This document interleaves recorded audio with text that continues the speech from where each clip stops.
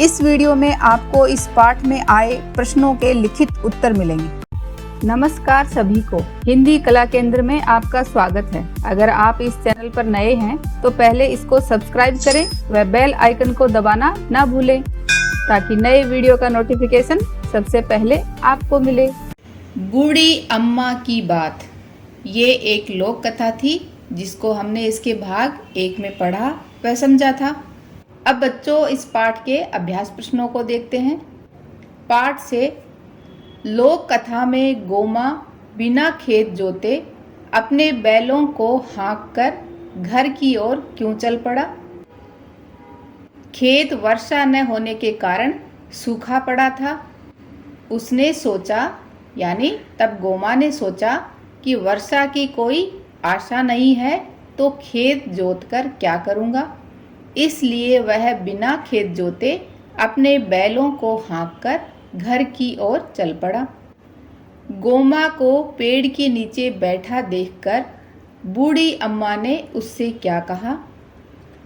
गोमा को पेड़ के नीचे बैठे देखकर बूढ़ी अम्मा ने कहा, यह समय तो खेत जोतने का है और तुम आराम कर रहे हो। तुम अपना खेत जोतो, यानी तुम अपना काम समय पर करो। प्रकृति अपना काम समय पर करेगी, वर्षा भी हो जाएगी। गोमा ने अपने खेतों को क्यों जोता?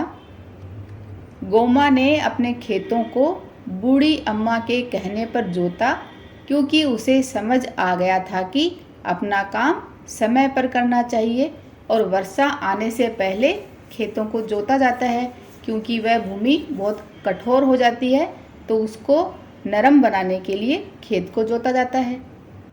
क्या होता अगर गोमा खेतों को तैयार न करता? तो यदि गोमा खेतों को तैयार न करता तो वर्षा का पानी पूरी तरह खेतों को नहीं मिल पाता, क्योंकि वह ज़मीन तो पहले बहुत कठोर थी तो उसके अंदर पानी घुसता ही नहीं।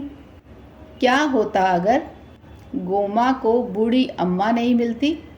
यदि गोमा को बूढ़ी अम्मा नहीं मिलती तो शायद वह असमंजस में ही रह जाता और समय पर खेत नहीं जोत पाता। बूढ़ी अम्मा की बात पर गोमा ध्यान न देता। यदि गोमा बूढ़ी अम्मा की बात पर ध्यान न देता तो वर्षा का उपयोगी जल खेतों को नहीं मिलता। इस साल भी वर्षा न होती। यदि इस साल भी वर्षा न होती तो सूखा पड़ जाता, अनाज नहीं होता, जानवर और मनुष्यों के मरने तक की नौबत आ सकती थी, क्योंकि पहले से ही 2-3 साल से वर्षा बहुत कम होती आ रही थी। वर्षा कैसे हो? बूढ़ी अम्मा ने वर्षा न होने का क्या कारण बताया था? बूढ़ी अम्मा ने वर्षा न होने का कारण बताया कि बहुत पेड़ कट गए हैं, हरियाली नहीं है, जिससे वर्षा समय से नहीं हो रही है। तो सबसे मुख्य कारण था पेड़ों की अधिक मात्रा में कटाई। क्या तुम बूढ़ी अम्मा की बात से सहमत होते? अपने उत्तर का कारण भी बताओ। हाँ, हम बूढ़ी अम्मा की बात से सहमत हैं, क्योंकि जितने अधिक पेड़ होंगे वर्षा उतनी ही अच्छी व समय पर होगी। गांव और पशु, इस वर्ष भी आषाढ़ सूखा ही रहा। लोक कथा से जाहिर होता है कि गोमा के गांव में 3 साल से वर्षा नहीं हुई थी। वर्षा न होने के कारण उनके गांव के बैलों, खेतों और पेड़ों में क्या बदलाव आए होंगे? तो ये बच्चों आपको अपनी कल्पना के अनुसार बताना है। जैसे उदाहरण के लिए, गांव के बैलों, खेतों और पेड़ों की दशा खराब हो गई होगी। खेत और पेड़ सूख गए होंगे। बैलों को खाने को कुछ नहीं मिला होगा, वे कमज़ोर पड़ गए होंगे।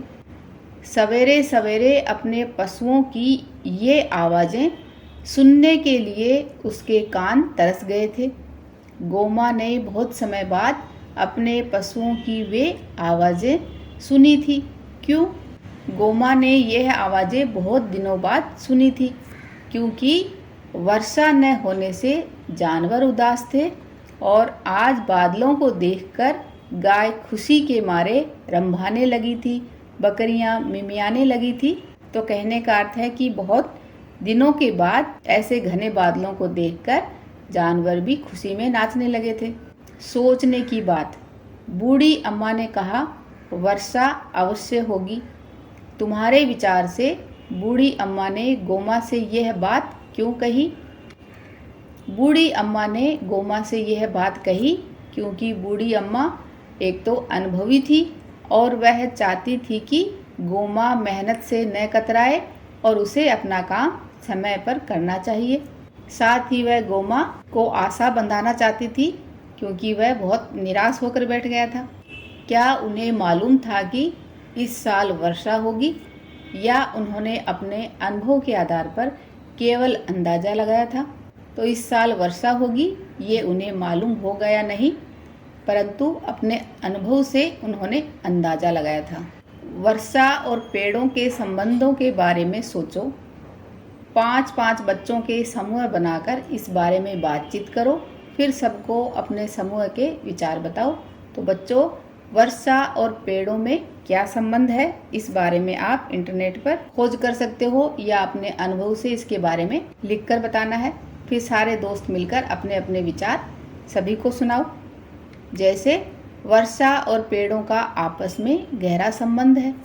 वर्षा होगी तो धरती को जल मिलेगा, जिससे पेड़ पौधे उपजेंगे, और वर्षा तभी होगी जब पेड़ पौधों के द्वारा वाष्पीकरण की प्रक्रिया होगी, यानी दोनों एक दूसरे से जुड़े हुए हैं। कैसा था गोमा? सही शब्दों पर गोला लगाओ। तो इस लोक कथा के अनुसार गोमा कैसा था? कामचोर, आलसी, मेहनती, भोला भाला, मूर्ख, समझदार, गरीब, अमीर, कमज़ोर, लगन का पक्का। तो इनमें से हमें कौन कौन से गुण उसमें नज़र आए उनके ऊपर गोला लगाना है। जैसे मुझे गोमा मेहनती नज़र आया, भोला भाला, समझदार, गरीब और लगन का पक्का। अब अपने उत्तर का कारण नीचे लिखो। तो ये पैराग्राफ बनाना है। जैसे मुझे मेरे विचार से गोमा भोला भाला, मेहनती, समझदार, गरीब व लगन का पक्का व्यक्ति था, क्योंकि वह रोज़ बैलों को खेत में ले जाता था और फिर लोगों की बातें सुनकर खेत को सूखा व अपने बैलों की दयनीय हालत देखकर घर वापस आ जाता। तो यहाँ पर उसकी थोड़ी समझदारी नज़र आई। बूढ़ी अम्मा की बात समझ आने के बाद खेत जोतने की बात सोची, तो उस काम को उसने अगले 4 दिन में ही पूरा कर डाला, यानी वह लगन का पक्का व्यक्ति था। जो उसने ठान लिया उसको पूरा करके ही माना। डांवाडोल, कई बार उसका मन डांवाडोल भी हुआ। डांवाडोल का अर्थ क्या होता है? असमंजस की स्थिति। गोमा खेतों में काम करने जा रहा था। कई बार उसने घर लौट जाने की बात भी सोची। तुम्हारा मन भी जरूर कभी डांवाडोल होता होगा। ऐसा कब कब होता है? अपने ढंग से सोचकर इस सूची को पूरा करो। जैसे उदाहरण के लिए, जब खूब नींद आ रही हो और दोस्त खेलने को बुलाने लगे, तो दोनों ही स्थिति में आपका मन सोने के लिए भी कर रहा है और खेलने के लिए भी, लेकिन यहाँ पर आपकी मन की स्थिति क्या है? डांवाडोल। तो ऐसे ही आपको और उदाहरण बताने हैं। जैसे जब स्कूल में सबके सामने गाना सुनाने का मन हो और दोस्त मजाक न बना ले, इस बात का डर भी हो। जब परीक्षा की तैयारी कर रहे हो और टीवी पर मनपसंद प्रोग्राम आ रहा हो। जब स्कूल जाना जरूरी हो और गृह कार्य पूरा न हो। जब स्कूल जाना हो और आपकी प्यारी बुआ घर आ रही हो। खेती, इस लोक कथा में खेती से संबंधित अनेक शब्द आए हैं। उनकी सूची बनाओ, फिर उन्हें वर्णमाला के क्रम से लिखो। तो ये कुछ खेती से संबंधित शब्द आए थे। किसान, खेत, गाय, जोड़ी बैल, जोतना, फसलें, मेड़, धरती, वर्षा, हल। तुम्हारी लोक कथा, यह मालवा जो अभी हमने पढ़ी थी इसके भाग 1 में, वह मध्य प्रदेश की एक लोक कथा है। तुम्हारे प्रांत की भाषा या बोली में भी कुछ लोक कथाएं होंगी जिसे लोग सुनते सुनाते होंगे। उनमें से तुम अपनी पसंद की किसी लोक कथा को अपनी कॉपी में लिखो और अपने मित्रों को सुनाओ। तो आप बच्चों मुझे कमेंट बॉक्स में लिखकर बता सकते हो कि आपके प्रांत का नाम क्या है, वहाँ की बोली में कौन सी लोक कथाएँ प्रचलित हैं, उनके नाम भी बता सकते हो। तो जैसे उदाहरण के लिए ये राजस्थान की एक लोक कथा है जिसका नाम है ढोला मारू। पुंगल देश का राजा अपने यहाँ अकाल पड़ने पर नरवर राज्य आता है। यहाँ वह अपनी बेटी मारू का विवाह नरवर के राजकुमार ढोला से करता है। उस समय ढोला की उम्र 3 और मारू की 1.5 साल होती है। सुकाल आने पर पुंगल का राजा परिवार सहित अपने महल लौट जाता है। कई साल बीत जाते हैं। ढोला बचपन के विवाह को भूल जाता है। बड़ा होने पर उसका दूसरा विवाह मालवणी से हो जाता है।